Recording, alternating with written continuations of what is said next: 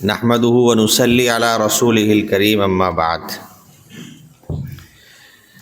سب سے پہلے تو میں اللہ کا شکر ادا کرتا ہوں کہ اللہ رب العزت نے ہم سب کو اس بڑے عمل کے لیے قبول کیا جس کی بیان کرنے کی ضرورت نہیں ہے، اور اللہ تعالیٰ حضرت مفتی محمد ارشد صاحب کو جزائے خیر دے کہ انہوں نے آپ طلباء کرام کو یہ موقع عنایت فرمایا، اور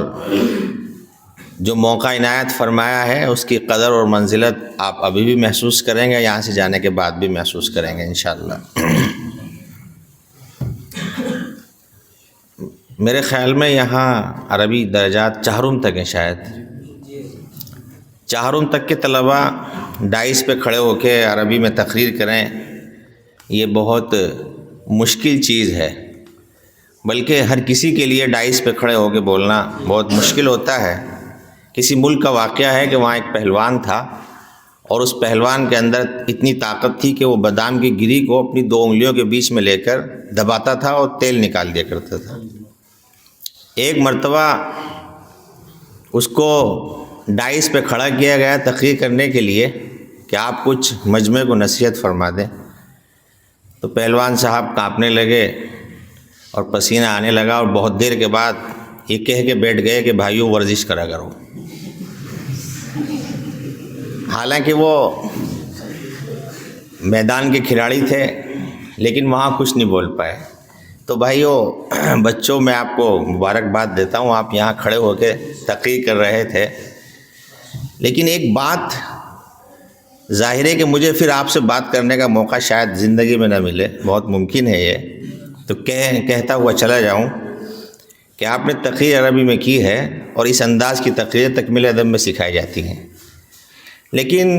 اجتماعی طور پر ایک غلطی تمام طلبہ سے ہی ہو رہی تھی چند کے علاوہ، وہ لہجے کی، کہ اکثر طلبہ کا لہجہ وہ اردو والا لہجہ تھا، عربی تقریر کا لہجہ یہ نہیں ہوتا ہے، اور اس کا قاعدہ صرف اتنا سا ہے کہ ہماری اردو کے اندر یہ اردو اوپر سے بولی جاتی ہے ہونٹوں سے، اور عربی یہ حلق سے بولی جاتی ہے۔ اس میں خاص طور سے رعایت مخرج کی ہوتی ہے، اور جملہ جہاں سے شروع ہوتا ہے، جس انداز میں، جس اتار اور چڑھاؤ کے ساتھ جس انداز میں شروع کر رہے ہیں، اس کی تکمیل بھی ایسی ہوتی ہے۔ مثلا آپ کہیں انا اقف بین ایدیکم لیتحدث حول موضوع، اس کو آپ ڈاؤن کر دیں تو یہ عربی کے لہجے کے خلاف ہوتا ہے، بلکہ آپ موضوع کی عین اور زیادہ سختی سے ادا کریں۔ یہ قلقلہ کا قاعدہ ہے، وہ عربی ہی کا قاعدہ ہے، تو وہ یہاں بھی جاری ہمیں سب کو کرنا چاہیے۔ تو میں آپ سب طلبہ سے درخواست کروں گا کہ آئندہ جب آپ مسابقے میں حصہ لیں، انجمن میں حصہ لیں، تو لہجے پہ خاص طور سے دھیان دیں۔ لہجہ خود سے ٹھیک ہو جائے گا، آپ مخرج کی رعایت کریں، اور جملے کے آخر میں آواز کو پست نہ کریں آپ، بلکہ آواز کو اور اٹھا دیں۔ جیسا کہ پورے مجمع میں 2 طالب علموں نے بہت اچھی تقریر کی ہے ماشاءاللہ، ہو سکتا ہے کہ ان کی پوزیشن آ جائے، لیکن ہم لوگ 2 تھے تو ضروری بھی نہیں کہ پوزیشن آئے۔ اور ایک بات تو یہ تھی، دوسری بات یہ تھی عزیز طلبہ، کہ آپ عربی میں تقریر کر رہے ہیں تو تقریر کرنے سے عربی بولنا نہیں آتا ہے، عربی بول چال سیکھنا بھی ضروری ہے۔ یعنی یہ تو تقریر آپ نے رٹ کے کی ہے، رٹ کے کرنا بھی مشکل کام ہوتا ہے، لیکن آپ جن کتابوں کو پڑھتے ہیں، جیسے مفتاح العربیہ ہے، القاۃ الواضحہ ہے، اس میں جو چھوٹے چھوٹے جملے ہیں آپ ان کو اپنے استعمال میں لے کے آئیں۔ اور جو آپ ہمارے ایک بہت بڑے ادیب گزرے ہیں، وہ فرمایا کرتے تھے کہ طلبہ عربی کتاب پڑھتے ہیں، اس کی ساخت پہ توجہ نہیں دیتے، یہ جملہ کس طرح بنا ہے۔ میں ایک بہت بڑے ادیب کے پاس گیا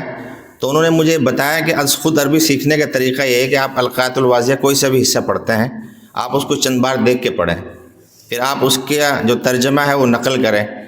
پھر اس عربی کو ہٹا دیں اپنے سامنے سے، پھر اس ترجمے کی عربی بنائیں۔ چند بار ایسے کر لیں گے تو جملے آپ کے اور جو اس کے مفردات ہیں، مرکبات ہیں، وہ ذہن میں مستحضر ہو جائیں گے۔ ایک ادیب کے بارے میں پڑھا ہے کہ وہ ادیب اس طریقے سے بنے، انہوں نے عربی زبان میں اس طریقے سے عبور حاصل کیا کہ وہ راستے میں بیٹھ جایا کرتے تھے دن بھر، لغت ہاتھ میں لے کے، جتنی بھی چیزیں ان کے سامنے سے گزرتی تھی کوشش کرتے تھے کہ سب کی عربی مجھے یاد ہو جائے۔ ایک وقت ایسا آیا کہ وہ بہت بڑے ادیب بن گئے۔ ہم عربی سیکھنے اور عربی کے اندر مہارت حاصل کرنے کو صرف یہ سمجھتے ہیں کہ ہمیں جو جانا آنا سونا اس کی عربی معلوم ہو جائے. ہم جتنی چیزیں کھاتے ہیں، یعنی میں آپ سب سے خاص طور سے کہوں گا یہ کہ ہم روزانہ 2 وقت کھانا کھاتے ہیں، ان کھانوں کے اندر جو اشیاء بنتی ہیں اور جو چیزیں ڈلتی ہیں ان کے اندر، مسالے ہوں، سبزیاں ہوں، سب کی عربی ہمیں معلوم ہونی چاہیے. آپ غور کرتے رہیں کھانے میں کیا کیا ڈلتا ہے. جو چیز معلوم نہیں آپ لغت سے متعلق ہو جائیں، جڑ جائیں اس میں، اس کو غور کر کے اس کو یاد کر لیں. کمرے میں جتنی چیزیں ہیں آپ کی، آپ سب کی تحقیق کریں کہ یار ہمارے لیے یہ بہت ہی غلط ہوگا کہ ہم مدرسے میں رہیں، عربی پڑھیں اور ہمیں معلوم نہ ہو. نہیں تو ہوگا کیا، معاف کیجئے گا کہ ابھی ایک، اگر کوئی محتمم ہو تو ناراض نہ ہو، ایک محتمم صاحب سعودی عربیہ گئے ہوئے تھے تو کسی عربی سے ان کی بات ہوئی تو اس نے پوچھا کتنے طالب علم ہیں، کم طالبان، انہوں نے کہا 50. تو وہ اور کچھ کہنا چاہ رہے تو وہ کہنے لگے کہ جی دارالاقامہ میں اتنے کہ نہیں، لا فقط فی اللغۃ العربیہ. ایک مدرسے میں پڑھایا کرتا تھا میں، وہاں کچھ اور لوگ بھی تھے،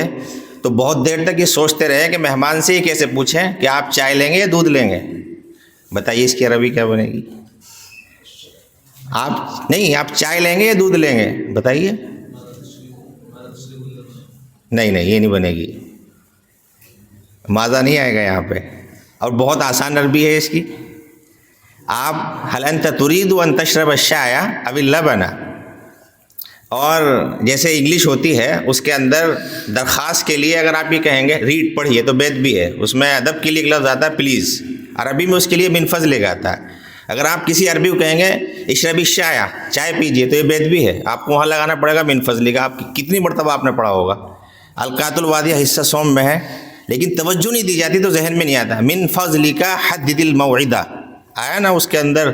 جو جلد سازی کا سبق ہے اس میں یہ آیا ہے وہاں پہ. تو اس لیے عزیز طلبہ اپنا ایک ذوق پیدا کریں ہم اپنے اندر کہ جتنی چیزیں ہمارے مدرسے میں ہیں، لائٹ آن کرنا، آف کرنا، پنکھا چلانا، جنریٹر، کار، اور جتنی سب چیزیں ہیں ان کی عربی یاد کریں، انشاءاللہ اسے آہستہ آہستہ عربی آ جائے گی. اللہ تعالیٰ عمل کی توفیق عطا فرمائے.